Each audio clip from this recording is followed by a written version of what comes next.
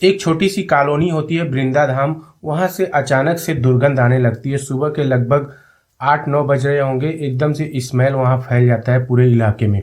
लोग एकदम विचलित हो जाते हैं, इस दुर्गंध से बहुत ज़्यादा बेचैन होने लगते हैं।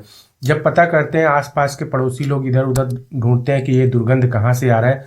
तब उनको एहसास होता है कि एक कमरा है जिससे वहाँ स्मेल आ रही है। अब उस कमरे के पास पहुँचते हैं और वहाँ पर एक किराएदार होता है। उससे कहते हैं कि तुम्हारे घर से दुर्गंध आ रही है। वो मानने के लिए तैयार नहीं था कि हमारे घर से दुर्गंध आ रही है। तभी कोई पीसीआर पर पुलिस वालों को इन्फॉर्म कर देता है कि यहाँ बहुत बड़ी दुर्गंध आ रही है, आप जल्दी से यहाँ पर आ जाइए। एड्रेस मिलते ही पुलिस वाले वहाँ उस मौकाए वारदात पर पहुँचते हैं और जहाँ से स्मेल आ रही है उस कमरे को वहाँ पे देखते हैं तो वहाँ पर एक लाश पड़ी हुई होती है। अब अचानक से इतना दुर्गंध फैल जाना और अचानक से इस तरह की घटना हो जाना लोगों को हजम नहीं हो रहा था कि ये एक दिन की तो बात नहीं है। अब पुलिस वाले तहकीकात करते हैं, पता करते हैं तो पता चलता है कि ये जो लाश से दुर्गंध आ रही है, ये लाश यहाँ पर लगभग 10 महीने से पड़ी हुई थी। अब जाके ये दुर्गंध आ रही है। अब ये दुर्गंध कैसे फैल गई अचानक से और इसके पीछे कौन था सातिर, आइए समझते हैं ये पूरी कहानी। राम राम, आदाब, सत श्री अकाल। मेरा नाम अमर है और आप देख रहे हैं क्राइम स्टोरी। मध्य प्रदेश का जिला लगता है देवास और देवास में ही एक कॉलोनी है वृंदा धाम कॉलोनी।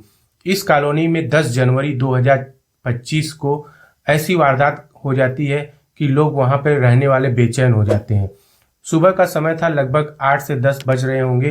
तभी वहां पे एकदम से दुर्गंध फैल जाती है और इलाके के लोग एकदम से बेचैन हो जाते हैं। जब उसका पता करते हैं तो पता चलता है कि पड़ोस में मकान नंबर 108 से ये दुर्गंध आ रही है। वहाँ पहुँचते हैं और वहाँ पे सारे लोग किराएदार होते हैं। वहाँ किराए पर वो रेंट में वो घर दिया गया होता है। वहाँ पे बलबीर नाम का एक व्यक्ति होता है जो उस समय वहाँ मौजूद था। उससे लोग कहते हैं कि तुम्हारे घर से दुर्गंध आ रही है, लेकिन बलबीर जो है वो मानने के लिए तैयार नहीं था कि उसके घर से दुर्गंध आ रही है। वो कहता है कहीं और आसपास से आ रही है। जब लोग सोचते हैं कि ये नहीं मानेगा, तभी लोग पीसीआर पर फोन करते हैं और पुलिस वहां पे मौका वारदात पर पहुंच जाती है। अब पुलिस वाले जब बलबीर से पूछते हैं तो बलबीर तो पहले सकपका जाता है कि अचानक से पुलिस कैसे आ गई। फिर वो कहता है कि सर, मैं यहाँ पे किराएदार हूँ, मैं यहाँ पे एक कमरे में रह रहा हूँ और बाकी जो है कमरे उसका मुझे पता नहीं है। जब पुलिस वाले इधर उधर कमरे के आसपास देखते हैं, सूंघते हैं तो पता चलता है कि जो 2 कमरा बंद है उसी कमरे में से ये दुर्गंध आ रही है। अब पुलिस वाले कहते हैं कि इस कमरे को खोलो बलबीर। तो बलबीर कहता है कि सर, मैं नहीं खोल सकता हूँ, इसकी चाबी जो है मेरे पास नहीं है, ये मकान मालिक जो है उनके पास इसकी चाबी रहती है, मैं इसको नहीं खोल पाऊंगा।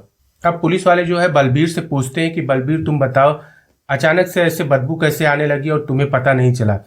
तब जो बलबीर है वो कहता है सर, मुझे कुछ पता नहीं, मैं लगभग सुबह ही उठा हूँ और यहाँ पे इनके जो बगल में कमरे से बदबू आ रही है वहाँ का मैंने बिजली का कनेक्शन काट दिया।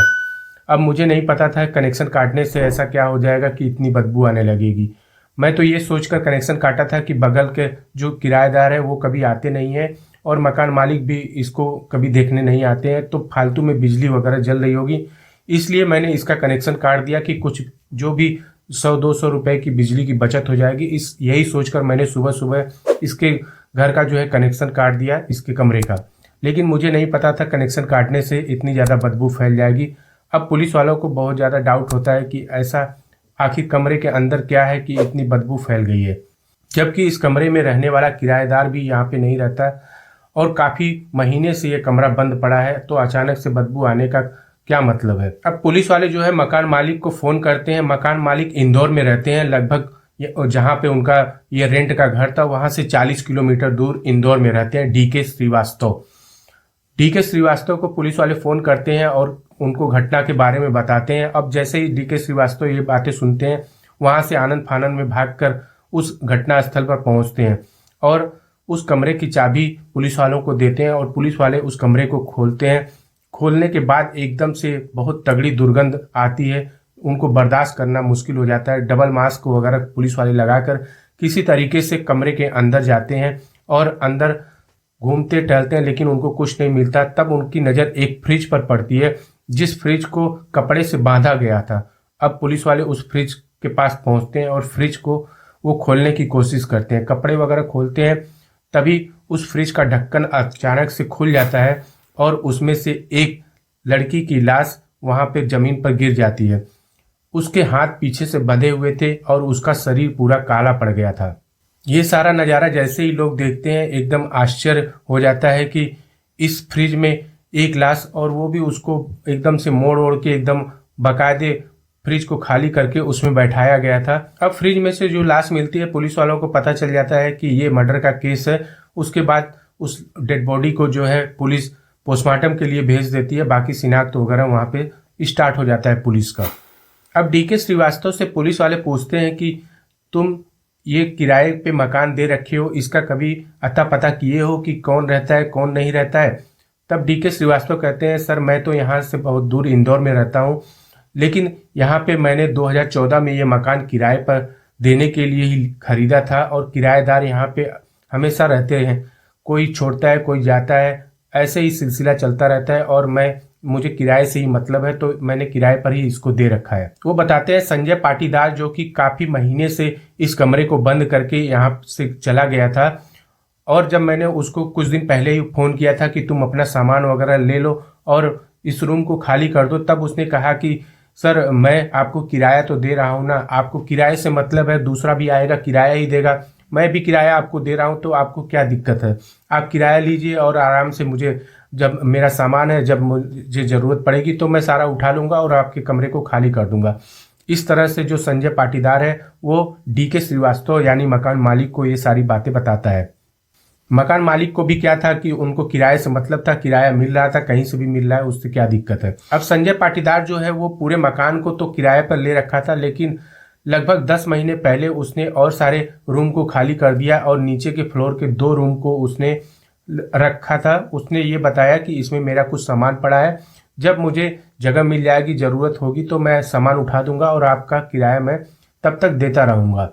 और लगभग मार्च 2024 से ये यहाँ पर नहीं आता है, कभी कभार आता है और उसके बाद कुछ इधर उधर काम करता है और चले जाता है। अब बाकी का जो रूम था उसमें बलबीर सिंह एक नया किराएदार रह रहा था, तो वो किराए पर रह रहा था, लेकिन उसको ये लग रहा था कि जो मेरे बगल में कमरा 2 बंद पड़ा है उसमें तो कोई रहता नहीं है, काफ़ी महीने बीत गए हैं लेकिन कोई आता जाता नहीं है, तो उसने क्या सोचा कि मैं इसके कमरे की बिजली का कनेक्शन काट देता हूँ, तो जो भी यूनिट वगैरह बचेगा तो उसमें किराए में कुछ उसको राहत मिल जाएगी। ये सोचकर जो है उसने कमरे का जो है कनेक्शन, बिजली का कनेक्शन जो है काट देता है सुबह सुबह। अब पुलिस वाले जो है मकान मालिक से पूछते हैं कि जो तुम्हारा किराएदार था उसका घर वगैरह एड्रेस क्या है। पुलिस वालों को जो है संजय पाटीदार का जो एड्रेस है वो मकान मालिक बताते हैं और पुलिस वाले उसके बताए हुए एड्रेस पर पहुंचते हैं।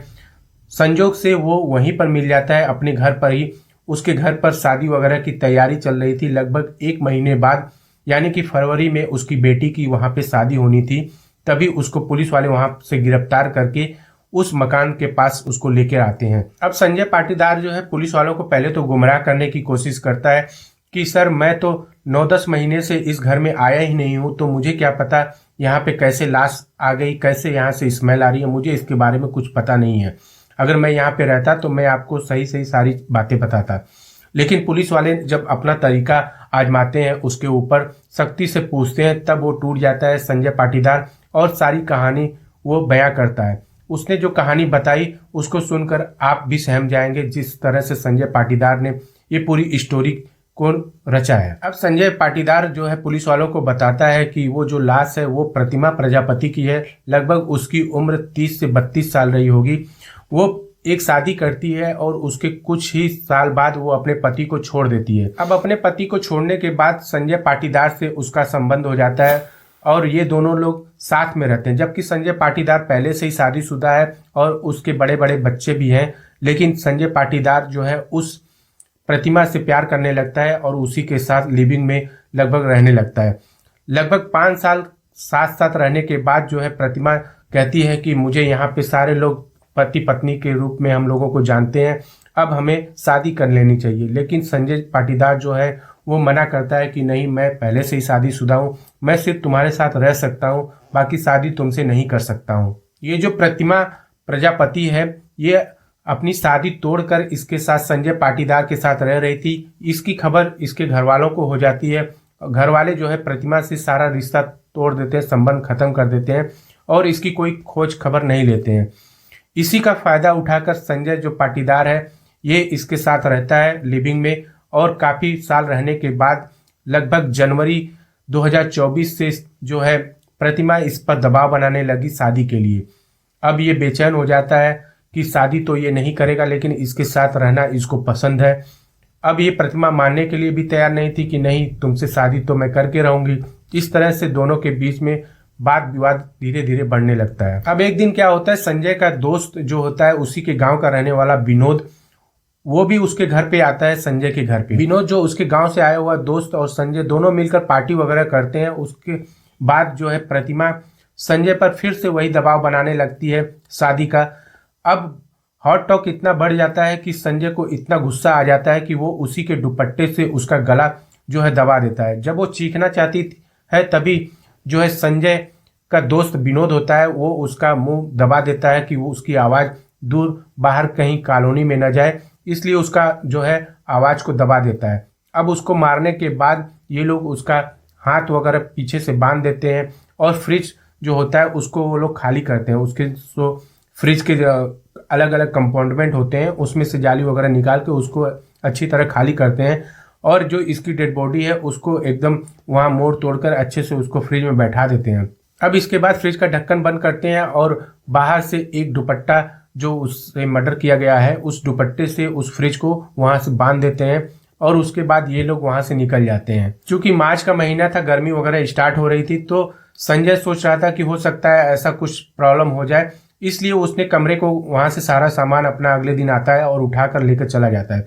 मकान मालिक को फ़ोन करता है कि मैं बाकी के जो फ्लोर है उसको मैं खाली कर रहा हूँ और 2 कमरे मैं यहाँ पे अपने लिए रख रहा हूँ जिसमें मेरा कुछ सामान है। मैं काम के सिलसिले में कहीं बाहर जा रहा हूँ, उसके बाद जब मैं आऊँगा तो अपना सामान सारा उठा लूँगा और मैं कमरा आपका खाली कर दूँगा। इस तरह से फ़ोन पर डीके श्रीवास्तव को वो अपनी सारी बातें बताता है और सारा कमरा खाली करके उसके बाद 2 कमरे में वो अपना कुछ सामान छोड़कर बाकी सामान लेकर वहाँ से चला जाता है। और इसके बाद फरवरी में उसकी बेटी की शादी भी थी, तो वो शादी की तैयारी वगैरह में लग जाता है और उसको एहसास नहीं होता है कुछ ऐसा होने वाला है।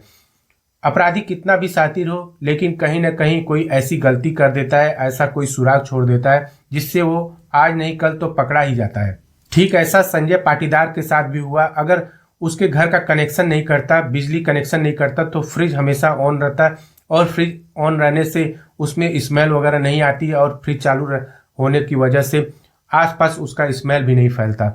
तो इसका फ़ायदा उठाकर लगभग 10 महीने तक वो बचा रहा, लेकिन उसके पड़ोसी जो है उसका बिजली का कनेक्शन काट देते हैं और जिससे स्मेल आती है और वो पूरी वारदात में वो पकड़ा जाता है। ये पूरी कहानी सुनाने का मतलब किसी को हर्ट करना नहीं, किसी को परेशान करना नहीं, आपको सिर्फ जागरूक करना है। आप अपने जो भी रिलेशन है सबको संभाल कर रखिए। हर एक रिलेशन के बारे में अच्छी तरह से सोचिए कि कहाँ पे क्या हो सकता है। रिलेशन बनाने से पहले अवैध संबंध कहीं ना कहीं एक दिन घाटे का ही सौदा होता है, इसको आप नज़रअंदाज न करें और इस कहानी को से कुछ सीख लें।